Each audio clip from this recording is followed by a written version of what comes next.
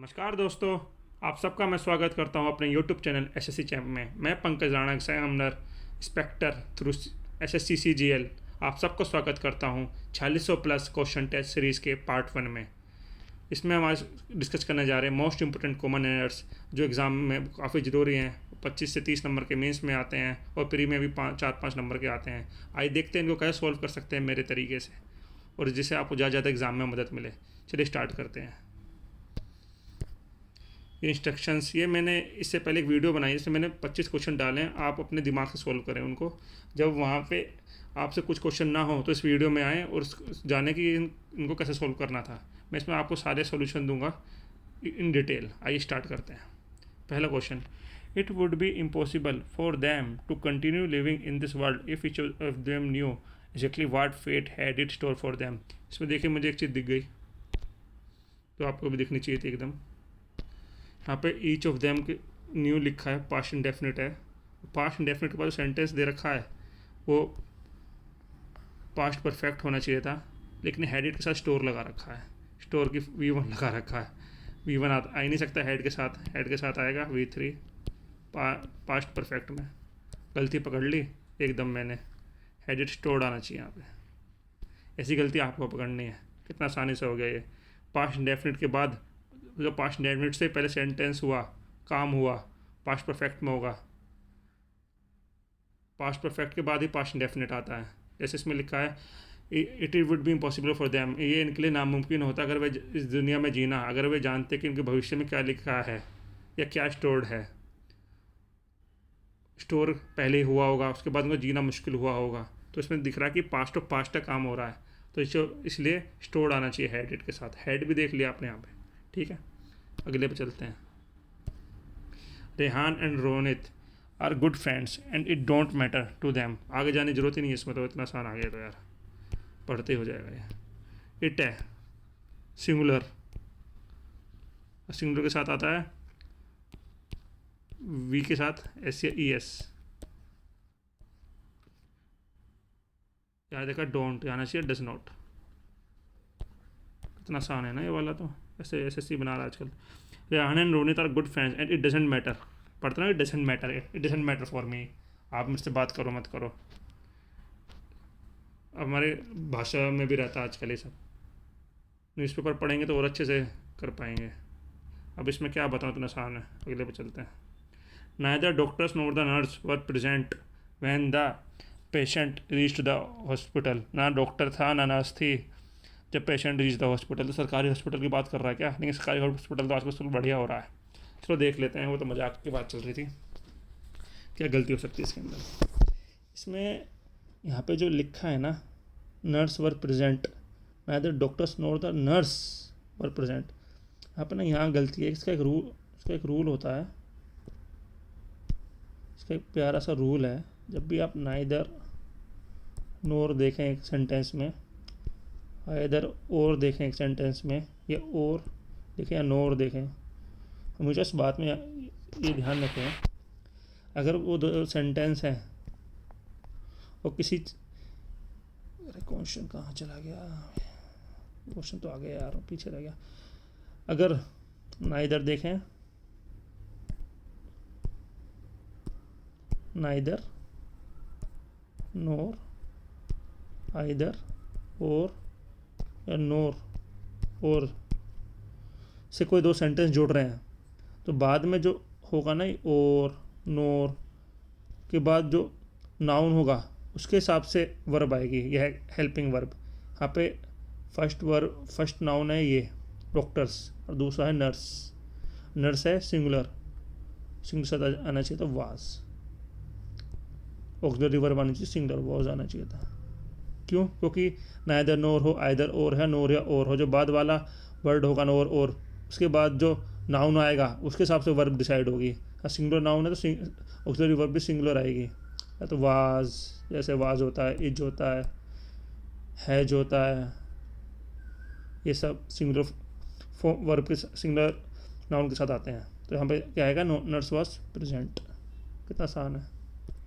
और देखते हैं। There was no denying fact That the king Lear confined to his daughter Cordelia more than anybody else. There was not enough find the king Lear confined. ये ना actually क्या है एक ये थोड़ा अच्छा क्वेश्चन है. इसमें क्या है, ये जो लाइनें ली है ना, ये विलियम शेक्सपियर जो थे एक बहुत बड़े पोइट, उनके ड्रामा से ली हुई लाइनें हैं.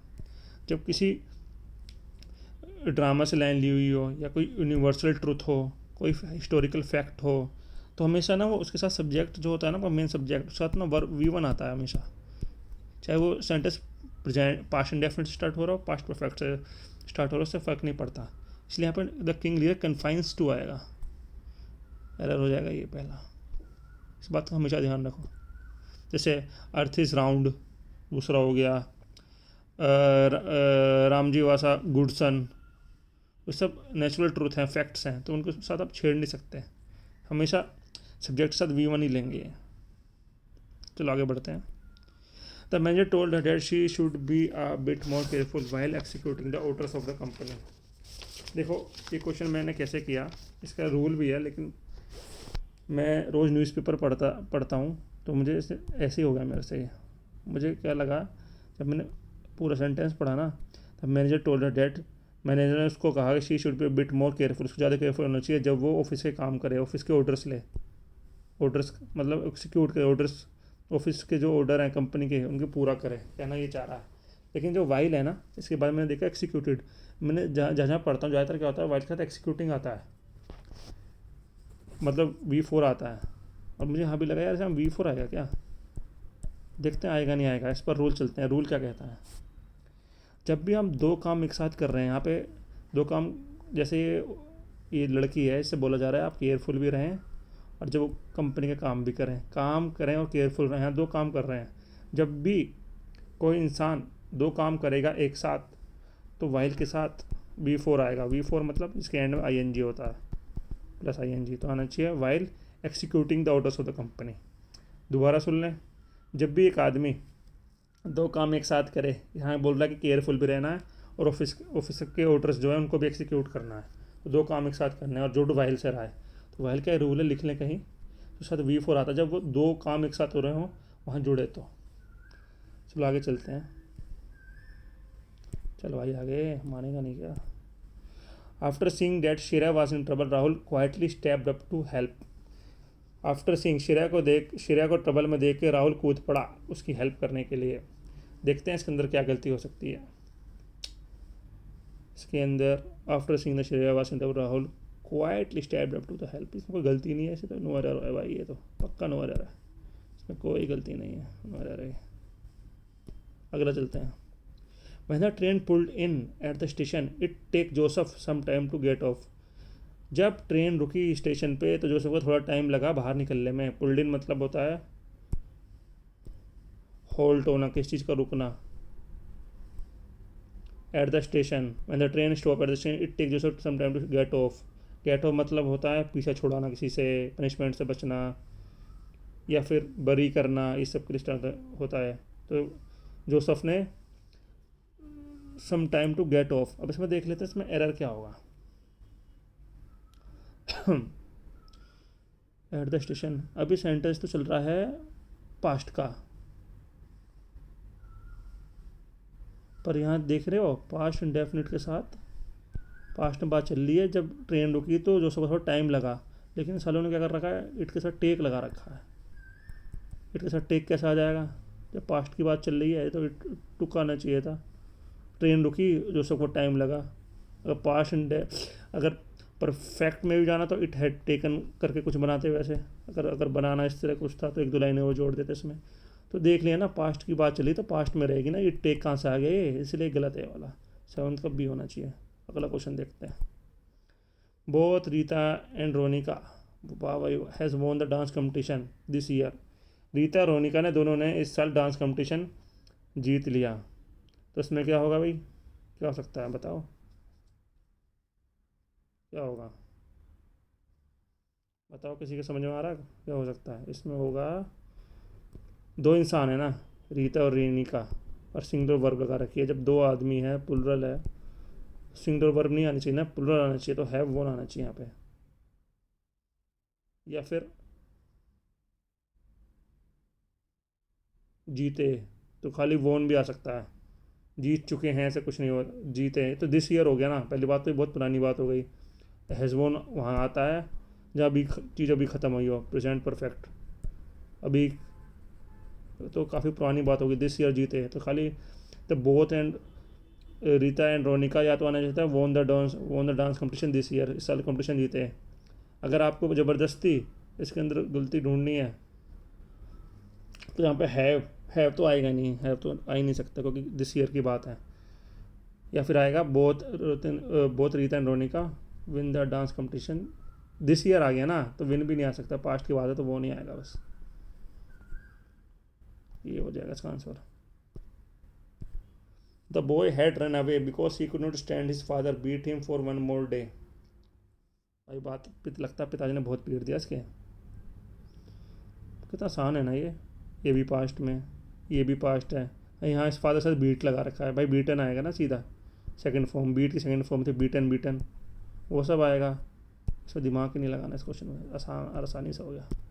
अगला क्वेश्चन चलते हैं। The scooter that I am using this days belonging to my father, जो स्कूटर मैं आजकल यूज़ कर रहा हूँ मेरे पिताजी से बिलोंग कर रहा है, मेरे भाई से बिलोंग कर रहा है, ऐसे थोड़ा होता है, बिलोंग करता है बोलते हैं, तो वैसे ही गलत लग रहा है ये। बिलोंगिंग क्या होता है, बिलोंग करता है, या तो होता है this I am using this days belongs to my brother. अब इसमें ना एक रूल है, रटने वाली चीज़ होती है, एक होता है स्टेटिव वर्ब। स्टेटिव वर्ब वो होती है, पहले स्टेटिव का मतलब समझा देता हूँ। स्टेटिव मतलब होता है किसी कंडीशन को बताना, किसी कंडीशन में, उसमें कोई आपकी एक्टिविटी नहीं हो रही, बस कंडीशन है, जैसे कि लव मैं प्यार करता हूँ, हेट मैं उससे नफरत करता हूँ, नीड मैं उसे चाहता हूँ, मैं उसको प्रीफर करता हूँ, नो मैं उसको जानता हूँ, बिलीव उसमें विश्वास करता हूँ, बिलोंग मैं वो मुझसे बिलोंग करती है, सीम मुझे ऐसा लगता है, कंटेन मैं उसको कंटेन करता हूँ, इन सबके साथ ING लगता ही नहीं है।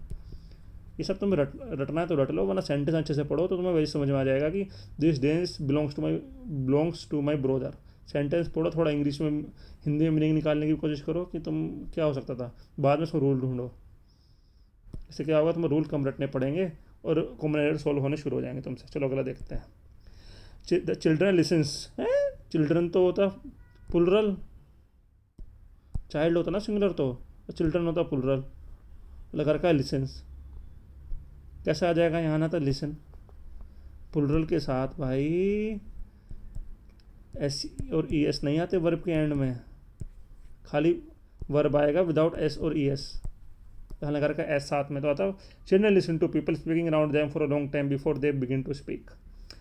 चिल्ड्रन ने लोगों को सुना, speaking around them for a long time before they begin to speak, खुद बोलने से पहले उन्होंने दूसरे लोगों को सुनते हैं, तो एक अच्छी आदत है बच्चों में, होनी भी चाहिए, तो इसका आंसर होना चाहिए A। चलो अगला क्वेश्चन कर लेते हैं, आसानी है। The number of students attending their classes are constantly decreasing in our society. देखो ये नंबर, द नंबर एक रूल होता है, द नंबर डेफिनेट को दर्शाता है और ये सिंगुलर में यूज़ होता है, द नंबर हो गया तो उसका सिंगुलर वर्ब भी आएगी, सिंगुलर वर्ब होती है इज, एम, वर्ब के एंड में S या ES आता है, इस तरह की होती है सिंगुलर। द नंबर के साथ याद रखो, यहाँ पर लगा रखा है R, ये जाना था यहाँ पे। तो वर्ब होती है यहाँ कम्स, तो कम्स आता, कम नहीं आता, SES के बिना SES ही आएगा एंड में वर्ब के, ये ऑक्सिलरी वर्ब बोलते हैं इसको, इज है मान इन सबको, ऑक्सिलरी वर्ब भी सिंगुलर के हिसाब से सिंगुलर ही होगी, इज आएगी, या ये होता तो है जाता, अगर इस तरह का सेंटेंस होता तो हैव नहीं आता, ओके सिंगुलर है, याद रखो। द नंबर एक डेफिनेट चीज़ को शो करता है, the number of students attending their classes, एक द नंबर ए नंबर होता, आ नंबर ऑफ स्टूडेंट्स होता तो प्लुरल हो जाता वहाँ पे। चलो अगला क्वेश्चन देख लेते हैं। One of the major challenges he faced during his undergraduate days were the shortage of money. बहुत सारे चैलेंजेस में से उसने एक चैलेंजेस कौन सा सहा अंडर ग्रेजुएशन करते हुए कि उसमें पैसे की कमी थी। अब इसने क्या करा, बहुत में से एक की बात चल रही है, एक चैलेंज की बात चल रही है, कौन सा चैलेंज था, शॉर्टेज ऑफ मनी, बहुत सारे चैलेंजेस में से, ठीक है। One of the major challenges he face during undergraduate days were the shortage of money. Single challenge है, वन ऑफ के साथ आ रहा है, सिंगल चैलेंज है तो सिंगल वर्ब आनी चाहिए ना, तो वर्क कर रहा है, वर the shortage of money, challenge की बात कर रहा है ना, ये ना कंफ्यूज करने के लिए चैलेंजेस दे दिया है, लेकिन हमने एक चैलेंज के लिए ही इसको यूज़ किया है, शॉर्टेज ऑफ मनी के लिए। इसका एक और होता है वन ऑफ, जहाँ है ना, जैसे प्लुरल नाउन आता है, जैसे प्लुरल नाउन है तो सिंगुलर वर्ब आता है। तो रट भी लो, ये रट भी सकते हो, या मेरी तरह सेंटेंस पढ़ो पूरा और दिमाग लगा कर दो, वो भी कर सकते हो। ये प्रैक्टिस से आ जाता है, समझ गए ना। वन ऑफ, अगर समझ में नहीं आ रहा सेंटेंस का मतलब समझ में नहीं आ रहा तो रूल याद कर लो। वन ऑफ के साथ प्लूरल नाउन आएगा। प्लूरल नाउन क्या, मेजर चैलेंजेस, प्लूरल नाउन हो गया। इसका सिंगुलर वर्ब ये रही है, याद कर लो। अगर ऐसी समझ में आ रहा तो ऐसी देख लो। चलो आगे चलते हैं यार। The man who was committed the theft last night was caught this evening. अरे यार ये तो धज्जी उड़ा दी ना सेंटेंस की। पता है इसमें क्या कह रहा है, अगर हम इतना पढ़ें सेंटेंस का, ये पैसिव वॉइस है। The man who was committed the theft last night, man जिसके दोबारा चोरी कराई गई वो पकड़ा गया। The man who was committed, ऐसा होता है, वो क्या मैन हु कमिटेड, मैन खुद चोरी कर रहा है ना, करवा थोड़ी रहा है चोरी। The man who committed the theft last night was caught, ठीक है वॉज कोट, उसे पकड़ लिया। किसको पकड़ा, चोर को। चोर कौन है, मैन। तो क्या आएगा, मैन हु कमिटेड, वाज लगा दिया ना कमिटेड से पहले, ये पैसिव वॉइस हो गया।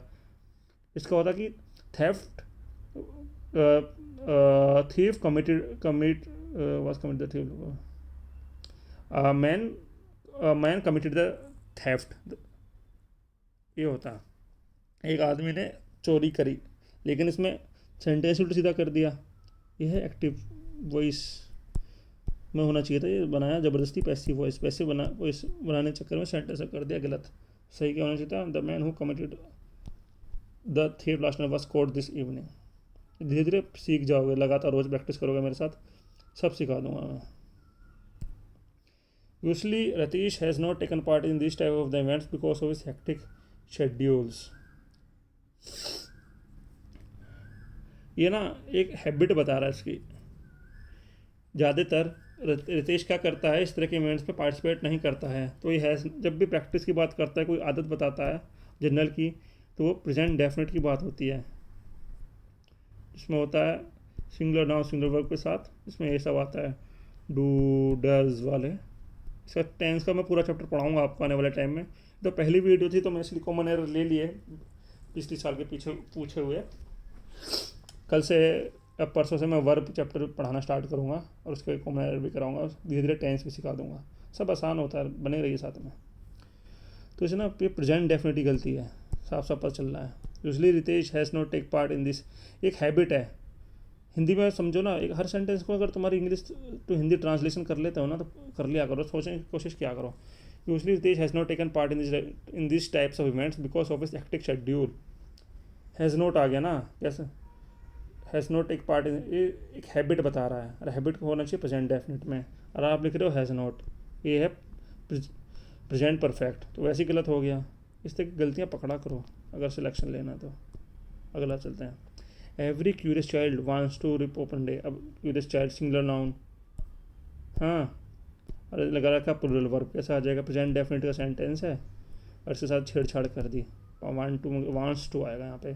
Singular noun singular verb present definite, क्योंकि सिंगुलर चाइल्ड है। चलो आसान था ये तो बहुत। चलो भाई आगे। Do you recall to meet her at the party last night. अब देखो ये सेंटेंस जो है, मैंने भी जब इसको सोल्व किया, कहाँ गया भाई, मैंने इस क्वेश्चन को जब सोल्व किया, बताओ मैंने कैसे सोल्व किया। मुझे ना सेंटेंस पढ़ के ना अटपटा लगा ये अटपटा क्यों लगा, क्योंकि मैं रोज़ न्यूज़पेपर पढ़ता हूँ, मुझे इंग्लिश पढ़ने की आदत है, तो मुझे सबको ठीक लगा। मैं लगा यार ये रिकॉल टू मीट में मज़ा से नहीं आया पढ़ने में। फिर मैं और दिमाग लगाया, मैं कह रहा यार एक रूल भी होता है, इसके बाद हमेशा आईएनजी होता है, वो होता है जिरंड, जिरंड करके होता है। उसमें क्या होता है, कोई वर्ब है, आप जैसे रिकॉल एक वर्ब है, उसके बाद अगर एक और वर्ब ले रहे हो आप, उसके अंदर आईएनजी आएगा। टू आता है इन्फिनाइट वर्ब्स में, अगर यहाँ आईएनजी आ रहा है तो सही, उसमें कुछ खास वर्ब हैं, वर्ब को हमें रटना पड़ता है। 30-40 वर्ब हैं, जैसे टोलरेट करना, begin, consider, delay, hate, love, advice, admit, ऐसे 40-45 वर्ब हैं। अब उनको रट्टे मान लो, फिर रोज़ अपने ज़िंदगी में इंग्लिश न्यूज़पेपर पढ़ना शुरू करो। तो यहाँ से मुझे लगा कि डू यू रिकॉल मीटिंग, मैंने पढ़ रखा था, मन में आया कि रिकॉल मीटिंग होना चाहिए था। फिर वही चीज़ मैंने अपने जो जिरेंड का चैप्टर खोला, उसमें देखा यार सही है ये बात, तो रिकॉल के साथ मीटिंग आना चाहिए, रिकॉल भी वहाँ वर्ड दे रखा था, तो मैं कह रहा यार क्या जीरेंड वीरेंड का चैप्टर पढ़ूँ, उससे अच्छा तो न्यूज़पेपर पढ़ना चाहिए। उसमें 40-45 वर्ड है, कहाँ तक आदमी रट्टे मारेगा। न्यूज़पेपर पढ़ोगे आपका रीडिंग कॉम्प्रिहेंशन भी अच्छा होगा। चलो आगे चलते हैं। The policeman asked many people but no one was knowing. देखो फिर से स्टेटिव वर्ब का सेंट एरर है इसमें। पुलिस पुलिस ने बहुत लोगों से पूछा but no one was knowing, कोई बता ही नहीं रहा था कि एक्सीडेंट कैसे हुआ। किसी या होना चाहिए किसी ने नहीं बताया, किसी ने नहीं बताया होना चाहिए ना। पुलिसमैन है वो, इसके पास पुलिसमैन है वो सबके पास जाएगा अलग अलग। मेरे पास गया, मैंने नहीं बताया, इसके पास गया, इसके पास गया, सबके पास गया, किसी ने नहीं बताया। अब थोड़ी नहीं बता रहा है सर, बताया होगा या नहीं बताया होगा, एक कंडीशन रही होगी। अब एक्टिविटी थोड़ी है बताएगा या नहीं बताएगा। नहीं बता रहा है तो मारोगे थोड़ी उसको, बताएगा या नहीं बताएगा, बता रहा है कुछ नहीं होता। तो ये भी स्टेटिव वर्ब का है, जैसे love, hate, need, prefer, know, believe, belong, seem, contain etcetera. इन सब के साथ आप आईएनजी नहीं लगा सकते, या इनके साथ तो आप लगा सकते हो। बताओ आप क्या करोगे इस क्वेश्चन में, अगर आपके सामने आ जाता तो। बताओ बताओ आए, आप कैसे सॉल्व करते इस क्वेश्चन को, बताओ। इसके साथ आएगा no one no no one was knowing, no one known आएगा। नो नी न्यू नो, तो नो वन न्यू आएगा, no one knew how the accident happen. क्योंकि ये दोनों एक साथ ही होना है। Ask many people how the accident happen, ये तो पास्ट की बात हो गई, पर ये दोनों सेंटेंस पुलिस ने आस्क किया but no one had known आ सकता है, हैड नोन ये और पुरानी बात हो गई ना। नो वन हैड नोन, कोई नहीं जानता था। पुलिस मैन आस्क किया but no one had known, या नो वन न्यू भी नहीं आएगा, हैड नोन ज़्यादा अच्छा रहेगा। हमें तो एरर ढूंढने से मतलब है, एरर हमें मिल गया। कई सारे वर्ब हैं जिनके साथ आप आईएनजी नहीं लगा सकते, उस बात का अच्छे से ख्याल रखो। चलो आगे बढ़ते हैं। We thought there was a good idea to wear snow boots before we step out. यार वी थॉट, हमने सोचा, वहाँ पे एक आइडिया पड़ा है क्या, ऐसे थोड़ा बोलेंगे there was a good idea, वहाँ पे एक अच्छा आइडिया था। नहीं, to wear snow boots, it was a good idea आना चाहिए ना। We thought it was a good idea, वो एक अच्छा आइडिया था। There was a good idea, there was आ ही नहीं सकता ना, मजा आ रहा पढ़ने में। और ये गुड आइडिया सिंगुलर भी है तो साथ सिंगुलर ही आएगा, तो इट आएगा। इस तरह सेंटेंस पढ़ा करो, उनका मतलब समझने की कोशिश किया करो, तो एरर ऐसे ही बन जाते हैं, इतने रूल की जरूरत पड़ेगी नहीं। तो contrast between Britain and other countries of Europe is striking. अब देखो कैसे बेवकूफ़ बनाना चाह रहा है। हाँ, दो देशों का नाम दे दिया, यहाँ दे दिया पुलरल, ब्रिटेन दे दिया, एक कंट्री और दे दिया, ऐसे लग रहा है पुलरल है भाई, पुलरल है तो यार ठीक लिखा है। लेकिन बात चल रही है कंपेरिजन की, कॉन्ट्रास्ट की। कॉन्ट्रास्ट का मतलब होता है जब आप दो चीज़ों को कंपेयर करें, when we compare two things that show difference between them. For example, हम ब्रिटेन की बिल्डिंग को कंपेयर करें अदर कंट्रीज़ की बिल्डिंग से, बोलें यार यहाँ की तो बहुत ज़्यादा पुरानी है, यहाँ की थोड़ी नई है, तो हम कॉन्ट्रास्ट कर रहे हैं इन दोनों के बीच में।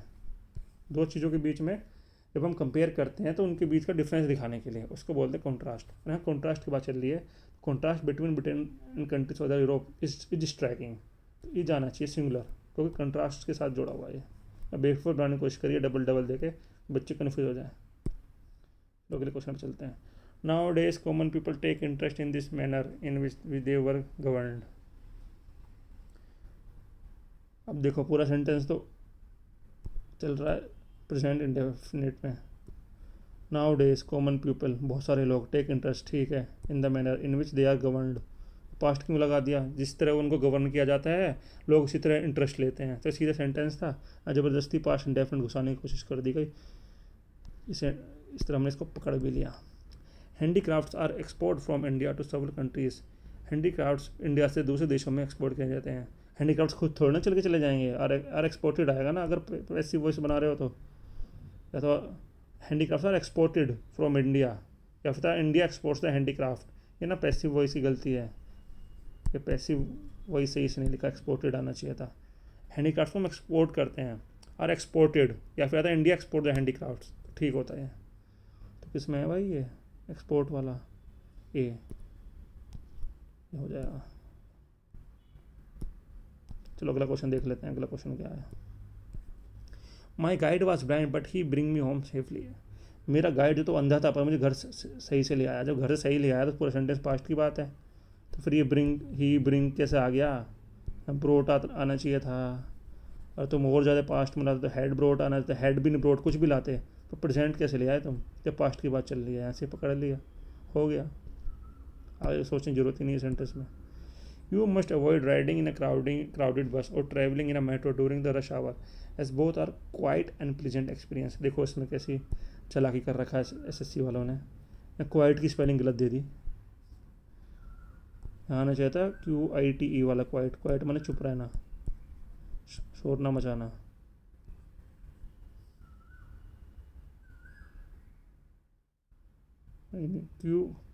QUIET। अरे मैंने स्पेलिंग गलत लिख दी, रुको यार बराबर बताता हूँ। मैं भी कन्फ्यूज होता हूँ सारी स्पेलिंग में। QUIET इसका मतलब होता है शोर ना मचाना। अब इस सेंटेंस को तुम दोबारा पढ़ो। यू मस्ट अवॉइड राइडिंग ना क्राउडेड बस। आपको अवॉइड करना चाहिए क्राउडेड बस, भीड़ भाड़ी बस में सफ़र करने से, और मेट्रो से रश आवर में, क्योंकि दोनों ही में आपको किसी हद तक अनप्लीजेंट एक्सपीरियंस होगा। हद तक आना चाहिए, किसी हद तक, और वो उसकी स्पेलिंग होती है QUITE। इसमें तो यह कह रहा है बोथ आर चुपचाप अनप्लीजेंट एक्सपीरियंस। अब चुपचाप अनप्लीजेंट एक्सपीरियंस क्या होता है पता नहीं। उसमें आवाज़ ना आए, तो आवाज़ नहीं आएगी तो हम आराम से मेट्रो में चले जाएंगे, रश आवर में भी। लेकिन कह रहा किसी हद, काफ़ी हद तक ख़राब रहता है। उसको ना याद कर लो यार, कन्फ्यूजिंग वर्ड है ये क्वाइट और क्विट। QUITE हो गया किसी हद तक, और QUIET मतलब दोनों। इस आवाज़ का आखिरी एरर देख लेते हैं, ये अच्छा एरर था वैसे। The river appears to have got its name from the town nearby.